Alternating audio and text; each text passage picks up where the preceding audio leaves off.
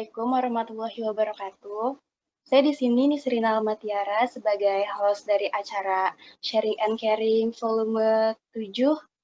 Dalam kesempatan kali ini, kami mengundang Kak Mary sebagai narasumber yang berjudul dengan memulai bisnis di usia muda. Sebelumnya, terima kasih kepada Kak Mary yang mau bergabung ke dalam Sharing and Caring di komunitas perempuan ungu. Sesuai dengan tema pembahasan kita ini, boleh Kak Mary untuk sharing sedikit gimana proses Kak Mary. Halo?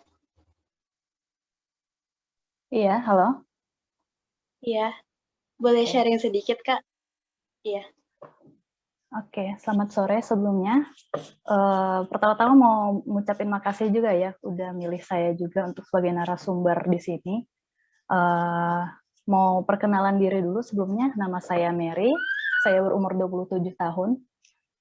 Dan juga kenapa memilih ya, sebenarnya lebih tepatnya karena memang awal mulanya itu karena ini juga merupakan salah satu bisnis keluarga.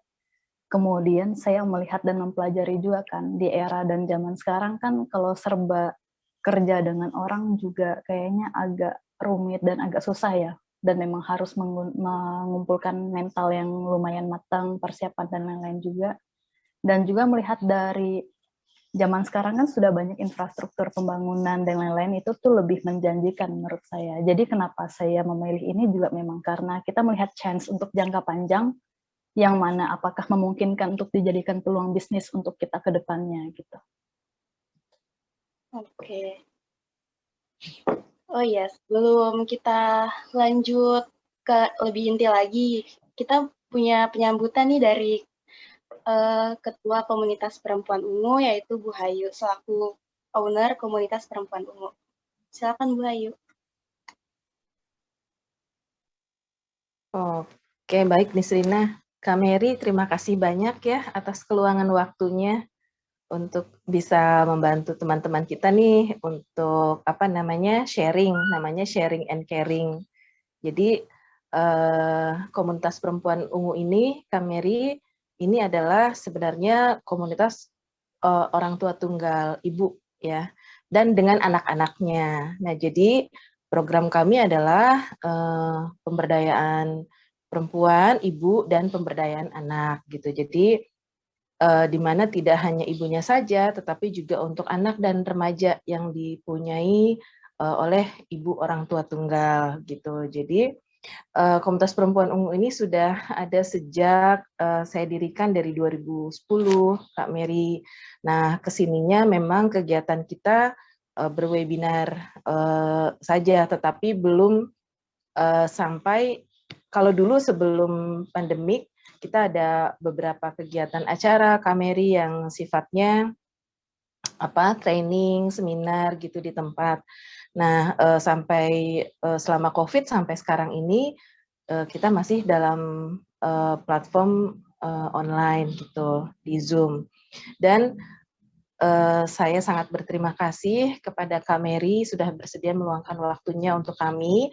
Nah, nanti di sharing and caring ini kami ada beberapa tema, Kak. Salah satunya juga tentang hal ini, Kak, tentang tidak hanya ibu-ibu, tidak hanya dengan tema ibu-ibu, tetapi juga temanya anak dan remaja gitu. Jadi untuk membangun rasa motivasi dan optimisme kami para anak remaja dari ibu tunggal. Nah, teman-teman yang ada di sini, yang ada di Zoom ini adalah teman-teman mahasiswa magang Kak Mary gitu. Jadi kami bekerja sama tidak hanya dengan satu kampus, tapi juga beberapa kampus untuk bisa sama-sama mendampingi juga mereka, membantu untuk bisa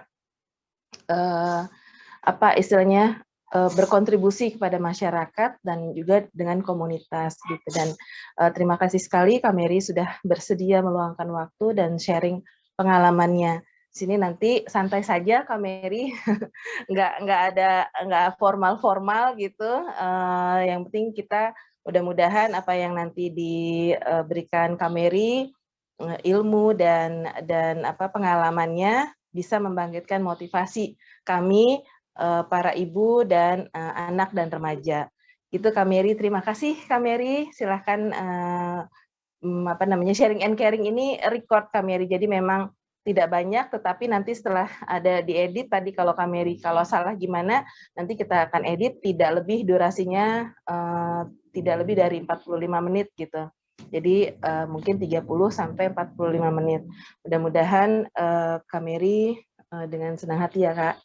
Terima kasih Kak Mary, silahkan saya kembalikan kepada Nisrina. Baik Bu Ayu, terima kasih atas sambutannya. Tadi kan Kak Mary udah bilang kalau bisnisnya itu berjalan di bidang, maksudnya bisnisnya itu bisnis keluarga.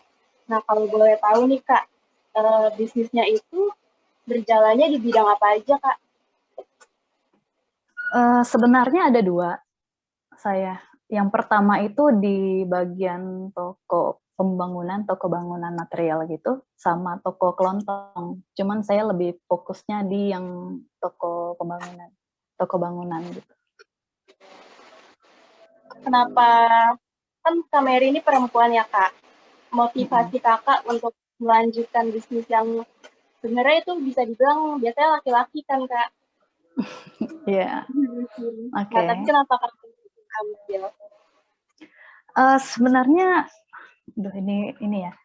Untuk mindset seperti kayak ini kan laki-laki, ini kan perempuan. Menurut saya pribadi itu tidak ada penjudulan atau pelabelan untuk gender ya. Karena kita semua kan perempuan dan laki-laki itu kan setara, kesetaraan gender. Dan siapa aja yang kalau misalnya memang ada niat dan memang mau, dan ketika kita melihat kita bisa, kita mau mencoba, semuanya pasti bisa sih. Jadi nggak ada yang namanya minder-minderan atau kayak aduh gengsi deh, ini kan seharusnya cewek nggak bisa kayak gini ya, harusnya kan ini kerjaan cowok. Itu nggak kayak gitu sih. Dan juga kan kita juga bukannya menukang ya, bukan yang jadi kuli turun jalanan. Jadi kita it's okay karena kita jaga toko juga. Ini juga bukan sesuatu yang hanya laki-laki, perempuan juga bisa untuk jaga toko seperti ini. Oke. Terus awal mulanya gimana Kak bisa berjalannya bisnis ini itu? Awal mulanya ya pertama tuh memang ya itu yang pertama tadi saya lihat, karena kan kita dari kecil sudah melihat orang tua dan keluarga menjalani bisnis yang serupa seperti ini, dan kita kan secara tidak langsung kan mengamati, melihat keseharian mereka seperti ini dan lain-lain. Ya nggak munafik, tetap intinya kan kita mencari uang, cari cuan kan. Kalau misalnya cuannya lumayan dan memang kayak memungkinkan untuk bikin kita sukses dan bisa untuk diteruskan sebagai karir, ya why not dicoba seperti itu. Dan juga memang karena dari diri sendiri juga, selama ada niat mau, ya bisa-bisa aja gitu. Kayak gitu sih. Jadi itu turun-turun ya Kak ya? Iya, tapi bukan hanya karena itu ya. Walaupun misalnya saya tidak ada keluarga yang ada di bidang itu misalnya. Tapi kan selama saya 27 tahun ini, beberapa kali saya sering melihat orang untuk zaman sekarang itu peluangnya di apa ya? Apakah di coffee shop, apakah restoran, apakah toko pakaian. Nah, saya untuk tempat saya di sini, di Kalimantan, saya melihat untuk peluang di bagian toko bangunan ini memang lumayan memungkinkan untuk dijadikan karir seperti itu. Terus ada pertanyaan selanjutnya, kenapa Kak Mary lebih milih bisnis toko bangunan nih ketimbang toko kosmetik, toko kecantikan, atau toko baju gitu? Oh ya, saya ada keinginan, ada ketertarikan untuk di bidang sana, hanya saja belum, karena saya belum ada punya passion yang lebih ke sana, karena kan kita begini, kalau misalnya memang mau memulai usaha itu kan tidak mengeluarkan modal yang sedikit ya pertama, kita harus benar-benar mikirin matang-matang, udah itu kita juga harus mempelajari, karena begitu kita udah keluar modal puluhan atau ratusan juta bahkan, kalau misalnya kita persiapannya belum matang, belum benar-benar mempelajari juga kan wasting duit kayak gitu kan sayang banget ya. Jadi kita harus mempelajari dulu, terus kita harus ngumpulin niat, wah kira-kira kalau saya jualan pakaian misalnya, atau aksesoris atau kosmetik misalnya, tapi ketika konsumen mencari produk yang untuk wajahnya seperti ini, untuk keperluannya seperti ini, kalau kita tidak tahu dan kita kasih salah kosmetik kan kita juga yang jelek namanya seperti itu. Sedangkan kalau misalnya untuk yang saya handle sekarang, kebetulan saya sudah menguasai, jadi bisa gitu. Jadi resikonya tuh lebih banyak ya Kak, kalau pakai Iya, freelancer. iya, balik lagi ke tanggung jawab kan, kita bukan hanya menjual produk saja gitu. Oh iya. Terus kesulitan dalam menjalani bisnis nih Kak, selama menjalani bisnis itu udah gimana menanggulangi kesulitannya? Kesulitan pasti ada ya, mau dalam Iya. bisnis, mau dalam hidup, segala macam kan pasti ada kesulitannya. Cuman ya semuanya balik lagi ke kitanya, apakah kita dari beberapa masalah itu kan kita bisa belajar. Misalnya kesalahan kecil mungkin kita masih bisa mentoleransi, kalau misalnya memang masalah besar kita harus rundingkan dengan keluarga yang mungkin sudah pernah berpengalaman. Biasanya contohnya masalah A, kalau misalnya memang menurut kita itu tantangan pertama kita atau kesulitan pertama kita yang lumayan besar ya untuk kita handle ya, kita bisa konsultasi ke bibi kita atau keluarga kita yang sudah lama menjalani di bidang itu, biasanya mereka handle-nya seperti apa nih kalau menemukan kesulitan seperti ini. Nah, kita bisa belajar dari situ atau mungkin kita bisa minta tolong dari mereka untuk take care juga dan kita sekalian belajar gitu. Semuanya memang harus belajar sih intinya. Iya, betul Kak. Lalu alasan awal Kak Mary untuk memilih menjadi seorang pengusaha di usia yang terbilang muda ini apa Kak motivasinya? Maaf, putus-putus suaranya. Alasan awal Kak Mary untuk menjadi seorang pengusaha di usia muda, itu motivasinya apa Kak? Motivasinya tetap ya, saya nggak munafik ya. Kita semua kan tetap hidup itu butuh uang. Dan kita kali kayak orang-orang juga bersekolah, berpendidikan, ujung-ujungnya juga untuk mencapai kayak kesuksesan diri sendiri. Terus pada akhirnya akan mencari pekerjaan yang istilahnya sesuai dengan hobi atau passion dengan mereka, yang mereka enjoy itu juga tetap untuk kesenangan sendiri, self pleasure-nya mereka kan. Nah, kalau saya sendiri memang karena saya tertarik gitu untuk terjun dan mencoba. Kebetulan saya kan juga orangnya senang mencoba hal baru gitu dan suka tantangan gitu. Dan ketika sudah ada niat dan saya sudah tekadnya bulat, ya udah kita cobain aja gitu. Ya selama kita bisa mencoba hal baru dan ternyata itu seru dan memang apa ya, bisa membawa kita untuk ke jenjang yang lebih baik lagi kan, istilahnya kan dalam hal positif ya. Ya kenapa enggak sih menurut saya. Oke. Terus hal positif yang dirasakan Kak Mary nih selama memulai bisnis ini apa aja Hal Kak? positif. Hal positif Iya. pastinya banyak ya. Dan negatifnya? Positif apa negatif nih? Dua-duanya Kak. Oh, positif negatif. Oke. Semuanya pasti ada ya hal positif dan negatif. Cuman kalau untuk yang positifnya pasti lebih melatih diri sendiri juga, pembelajaran. Karena kita kan dalam hidup, dalam keseharian itu mau kita studi ataupun tidak, selalu belajar hal baru ya. Dan itu kan memang fun menurut saya, menyenangkan banget. Untuk improvisasi diri sendiri juga gitu.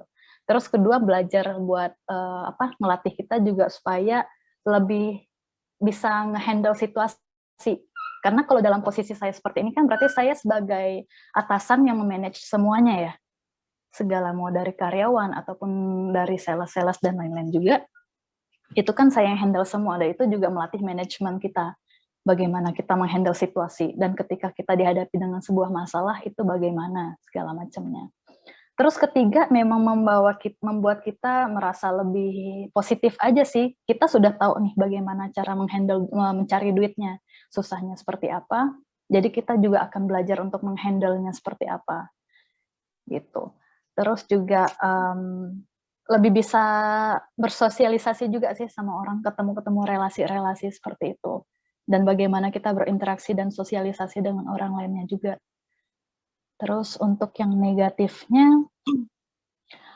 negatifnya paling ini ya mungkin ya, lebih ke insecurity. Insecurity di mana kita merasa takut kayak, aduh kalau misalnya persaingan juga ya dengan toko-toko lainnya. Contoh kayak kalau misalnya kita jual produk semen misalnya. Kita letak harga sekian, terus kalau misalnya toko lain ngeletakin harga lebih rendah dari kita, terus kita mikir kayak, aduh ntar toko kita jadi sepi nggak ya gitu loh, kalau misalnya kita dengan tetap harga seperti ini. Tapi kalau misalnya kita kurangin, ikutin harga saingan, kita nggak ada untung. Karena kan memang mereka lain-lain distributornya, lain harga masuknya kan, lain modalnya, seperti itu. Paling insecurity seperti itu sih, persaingan aja. Oh ya, persaingan ya Kak. Emang Iya. Sekarang pada bersaing soalnya paling banyak. Makanya. Oh iya, aku mau nanya, kalau misalnya itu Kakak toko bangunannya itu target pasarnya itu hanya rumah, perkantoran, atau sampai apartemen, atau seperti apa Kak pemasukannya? Untuk di sini kebetulan tidak ada apartemen, jadi di sini itu memang hanya untuk perkantoran atau enggak perumahan atau ya rumah-rumah biasa. Kalau untuk perumahan biasanya mereka pakai project ya, misalnya untuk dibangun 1 hektar lahan itu jadi mereka dapatnya berapa ratus atau berapa puluh rumah kayak gitu. Oh seperti itu ya Kak. Iya. Terus ada pertanyaan lagi, tips and trik memulai bisnis di dunia muda yang harus dipersiapkan itu apa saja? Yang pertama mental. Yang pertama itu mental. Iya benar. Tapi benar, memang mental kita itu harus siap, harus matang. Ketika kita memulai sesuatu yang seperti saya bilang di awal tadi, kita akan ngeluarin duit banyak nih, anggap aja 100 juta. 100 juta kan bukan duit yang sedikit ya, walaupun keluarga kita tajir dan lain-lain. Itu kan benar harus ngeluarin duit sekian. Kalau misalnya nanti nggak balik modal, kita bisa stres. Di mana kita stres, akhirnya ya udahlah, gue nggak mau ngelakuin inilah, nggak mau ngelanjutin, kan nggak bisa kayak gitu. Kita nggak bisa tiba-tiba berhenti ketika kita sudah mulai. Jadi pertama kita harus ngumpulin mental dulu. Siap nggak nih kira-kira? Dan kita harus mempertimbangkan negatifnya juga. Kalau misalnya tokonya nggak ramai, gimana nih cara ngendal situasinya? Harus bisa putar otak juga. Terus kedua itu harus ada niat. Jangan malas-malesan. Jangan dimana kayak kebiasaan kita bangun tidur jam 10 atau nggak kita lembur sampai jam 1. Itu kan sebuah habit juga, apalagi untuk anak muda sekarang ya. Ngopi atau nongkrong di mana mereka bisa tidur jam 1, jam 2 dengan alasan insomnia, terus di mana mereka bisa bangun jam 8 atau jam 10. Nah, kalau saya bangun jam segitu, toko saya nggak akan ada orang sih kalau kayak gitu. Jadi, niat di mana kita nggak boleh ngikutin mood kita. Kalau kita udah set time, di mana toko saya buka jam 7, ya udah tek jam 7 terus. Jangan kayak, oh ya udahlah hari ini jam 9 lah, nggak apa-apa lah gitu, sekali-sekali. Di kata sekali-sekali ini akan jadi berkali-kali kalau saya keterusan kan. Untuk orang-orang zaman sekarang kayak gitu, nggak apa-apa lah sekali-sekali lah, atau enggak ya udahlah besok juga enggak kok kayak gitu. Niat. Terus ketiga ya memang modal juga. Modal itu memang harus siap juga, di mana kita mungkin untuk pertama-tama mungkin isi barang nggak perlu langsung banyak ya, yang penting kita ada tiap-tiap jenis barang itu ada, supaya ketika konsumen datang cari barang lengkap kayak gitu. Terus sama ini relasi juga sih, relasi kita. Jadi kalau misalnya kita mau mulai sesuatu, akan lebih baik kalau misalnya kita udah tahu relasi.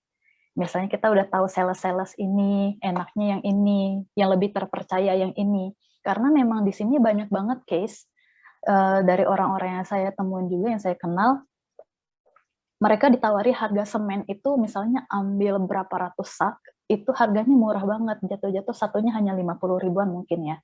Anggap aja seperti itu, modalnya begitu sudah DP setengah, itu kan persyaratannya. Jadi harus DP setengah dulu nih, Ci, katanya kayak gitu. Ya udah di DP setengah, tahu-tahu barangnya nggak ada. Penipuan.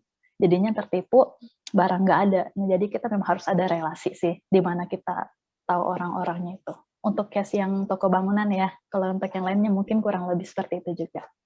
Itu aja sih, menurut saya. Biar konsisten ya, Kak ya? Iya, betul. Kan waktu itu pandemi COVID-19 nih, Kak. Toko Kakak mengalami sepi nggak? Sepi pengunjung selama pandemi? Terus kalau gimana sepi tuh? Kalau sepi pengunjung ya ada pasti. Dan juga kalau misalnya selain pandemi juga ada. Tapi untuk yang waktu pandemi kemarin, untungnya nggak terlalu yang sampai sepi-sepi banget. Itu enggak ya, di mana satu hari nggak ada pengunjung itu enggak. Karena kan memang tidak ada bersangkut pautnya dengan keadaan COVID ya. Contoh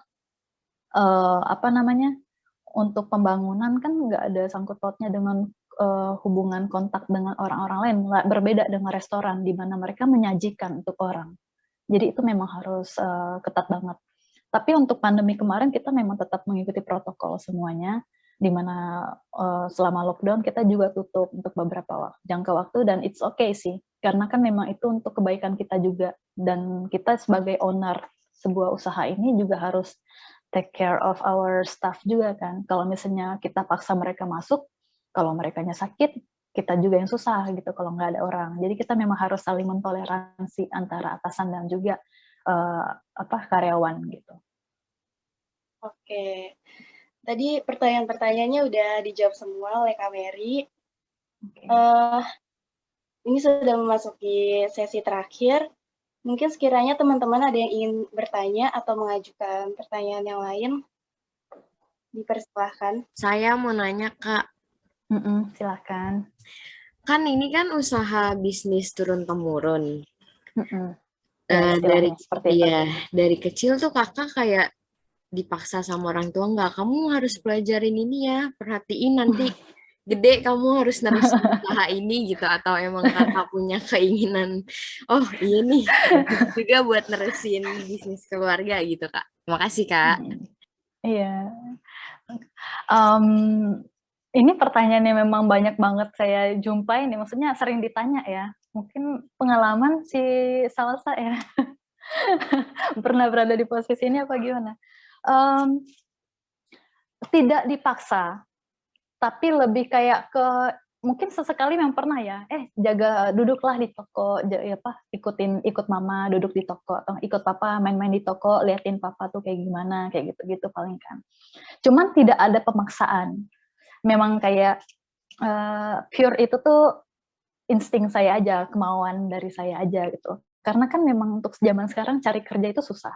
Dan untuk kita orang-orang yang memang istilahnya ada duit, tapi mau usaha apa itu juga bingung. Kalau misalnya orang yang memang udah nominal dan digitnya sampai nggak kehitung, mah mereka terserah ya. Mereka buka, bangkrut atau sepi, ya udah mereka tutup, ganti usaha lain. Sesuai dengan kayak moodnya mereka, atau mereka ngeliat pasaran lagi ramenya di mana. Karena untuk orang-orang di tempat saya sendiri, dalam tahun ini baru jalan bulan ke-6 ya, itu sudah ada 7 atau 8 coffee shop yang tutup. Karena mereka persiapan dan untuk yang saya bilang tadi, pembelajaran pemahaman mereka tentang coffee shop dan pemasaran di Sintang ini seperti apa aja, mereka belum paham. Oh iya, coffee shop rame, kita hanya sediain tempat, minuman, harga sekian, wifi. Udah, itu pasti rame pemikiran mereka seperti itu. Iya mungkin rame untuk 1 bulan pertama atau 1 minggu pertama, tetapi mereka tidak memikirkan untuk jangka panjangnya. Oh, kalau misalnya memang harus mau rame terus, saya harus kayak gini, itu mereka nggak ada backup plans-nya. Nah, pada akhirnya membuat tokonya jadi tutup. Nah, sedangkan saya kan kayak saya udah dari kecil juga saya bilang tadi, sudah memantau, sudah mempelajari, dan itu juga konsultasi dengan mereka-mereka yang sudah duluan menjalani usaha ini kan. Jadi, oh udah mateng nih, oke kayaknya kalau dijadiin bisnis, oke nih, ya udah mateng, semuanya udah oke, kita jalanin gitu. Dan untungnya sampai sekarang oke-oke aja sih, kayak gitu. Jadi nggak ada pemaksaan ya sama saya. Itu aja, makasih.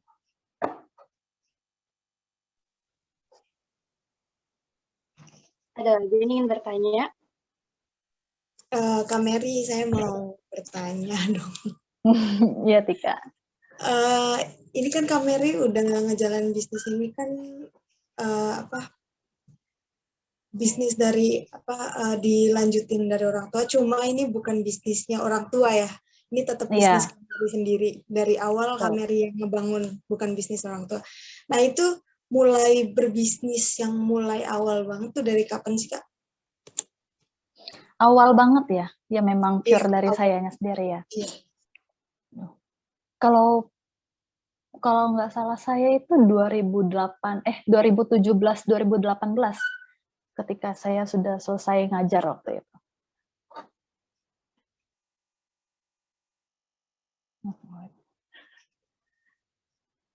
Jadi pada tahun 2018 kan, jadi saya udah ngerasain nih kerja sama orang nggak enaknya kayak gimana, pressure-nya seperti apa. Jadi kan batin kita juga memang belum matang ya waktu itu ya. Karena kan beda tempat kerja, beda pressure, beda atasan, beda lagi tekanan. Apalagi dengan coworkers atau rekan kerja yang nggak enak kan. Wah, itu makan hati banget tuh. Jadi ya udahlah, coba aja lah gitu, usaha-usaha kecil-kecilan dulu kan. Gitu sih. Oke, nah dari Kak Mary sendiri nih, kalau dilihat dari Kak Mary ini kan punya bisnis di usia muda gitu kan.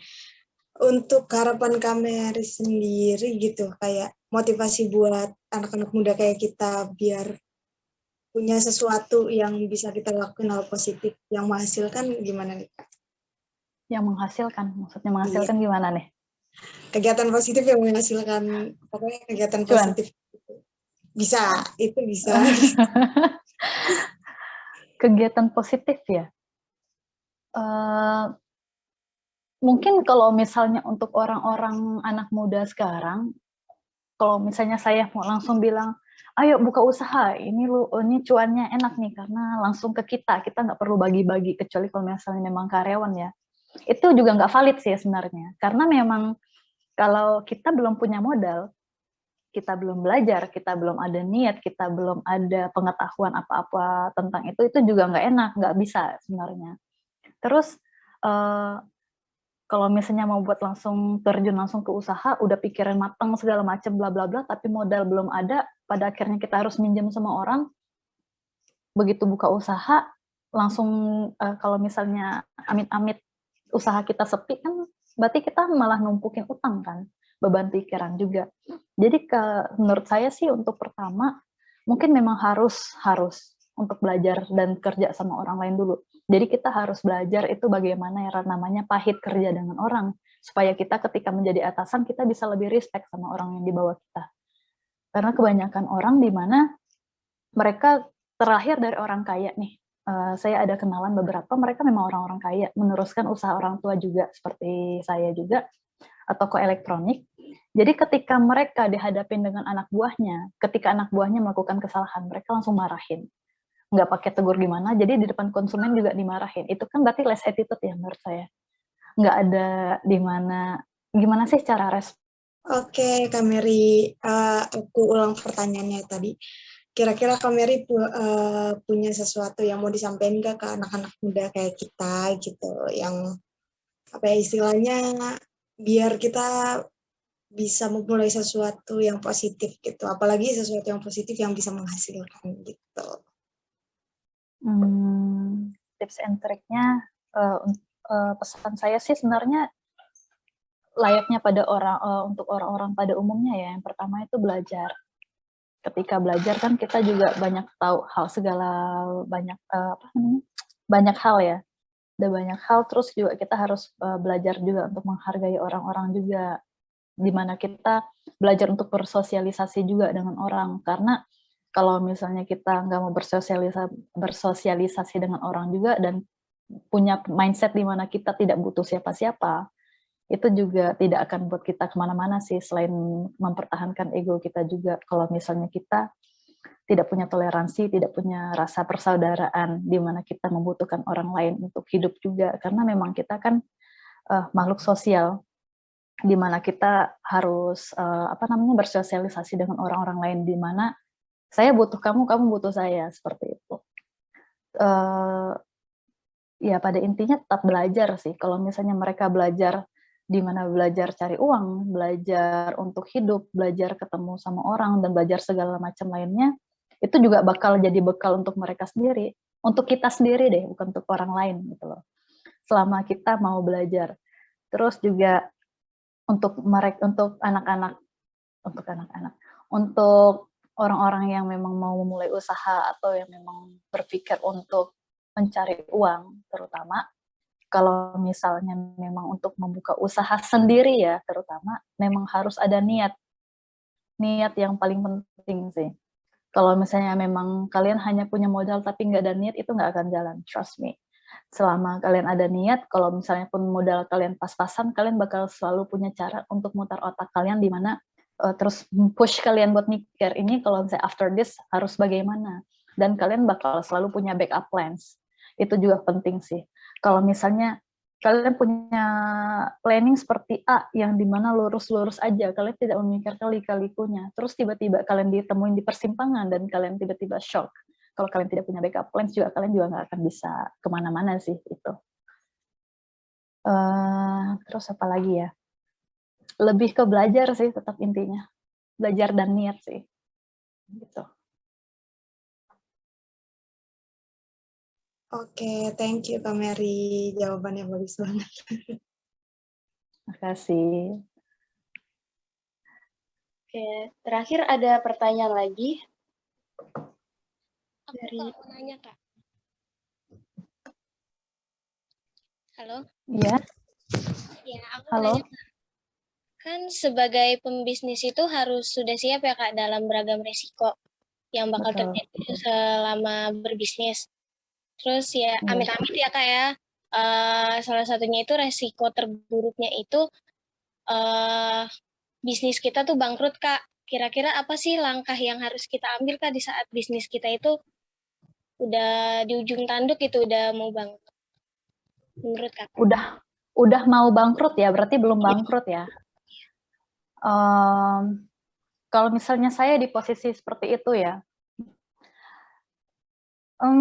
bukannya sombong atau apa ya, tapi saya mikir kalau misalnya kita berada di posisi seperti itu tuh pasti ada alasannya. Pertama, kenapa? Kita harus cari tahu dulu kenapa kita bisa hampir bangkrut. Kalau misalnya untuk di posisi untuk lingkungan saya yang saya lagi lihat sekarang, memang ada partner saya itu dia sudah hampir bangkrut ya, memang seperti Kak Amara bilang barusan. Dia sampai memang mau tutup toko. Jadi semua mobilnya dijual, rumahnya juga digadai, ruko-rukonya udah habis segala macam. Itu alasannya kenapa? Karena suaminya suka judi. Terus juga memang itu faktor dari tidak bisa memanage itu semua. Entah manage uang, manage diri sendiri. Dan itu kan istilahnya hasrat dan memang hanya hobi atau memang kebiasaan mereka ya. Nah, kalau untuk saya sendiri, kalau saya ditempatkan posisi seperti itu, ya anggap mungkin later ketika ada keluarga saya, entah itu mama saya atau mungkin future husband saya, di mana menempatkan saya sampai saya mau bangkrut ya, pasti saya akan mengingatkan merekanya. Makanya nggak usah judi. Ini maksudnya kita memperlihatkan akibat dari yang mereka perbuat itu bisa berdampak buruk untuk karirnya kita ke depan. Yang dimana mereka bakal change juga. Nah mungkin saya bakal minta tolong ke keluarga saya untuk membackup saya. Apakah saya hampir bangkrutnya karena tidak ada barangkah, atau karena produk saya yang tidak lakukah? Kalau misalnya memang faktornya karena barang saya yang tidak laku, saya akan cut dengan harganya gitu loh. Jadi kalau harga murah, orang-orang juga pasti bakal datang kan. Kalau misalnya barang saya tidak ada, sampai tidak ada yang bisa saya jual dan buat saya tidak ada pemasukan, saya akan minta tolong keluarga saya untuk nge-backup. Misalnya saya pinjam dulu dong 100 juta, atau pinjam dulu dong 50 juta untuk saya isi barang. Nah dari situ kan kita bisa muter-muter lagi, perlahan tetapi pasti. Yang penting kita bisa menanggulanginya sih, lebih tepatnya seperti itu. Tapi kalau misalnya saya pikir-pikirkan untuk saya ke depannya, maksud saya untuk saat seperti ini, tidak ada kemungkinan untuk bangkrut ya, selama kita bisa handle it well, di mana kita memang tidak benar-benar egois dengan kemauan kita, kayak gitu. Itu aja sih. Iya, makasih Kak. Iya. Baik, terima kasih untuk teman-teman yang sudah bertanya, dan terima kasih juga kepada narasumber kita untuk hari ini, Kak Mary. Makasih Kak untuk ilmu dan pengalamannya di sini yang sangat bermanfaat buat saya, buat teman-teman semua.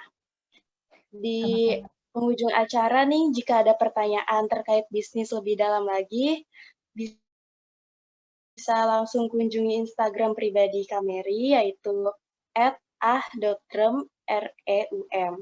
Jika ada ide dan masukan dari teman-teman untuk tema selanjutnya, bisa di hits up on our social media, yaitu @komunitasperempuanungu atau email komunitasperempuanungu@gmail.com. Terakhir, saya ucapkan terima kasih kepada semua teman-teman yang telah bergabung di Sharing and Caring kali ini. Dan terima kasih Kak untuk Kak Mary yang udah bersedia untuk menjadi narasumber kita. Iya, sama-sama ya.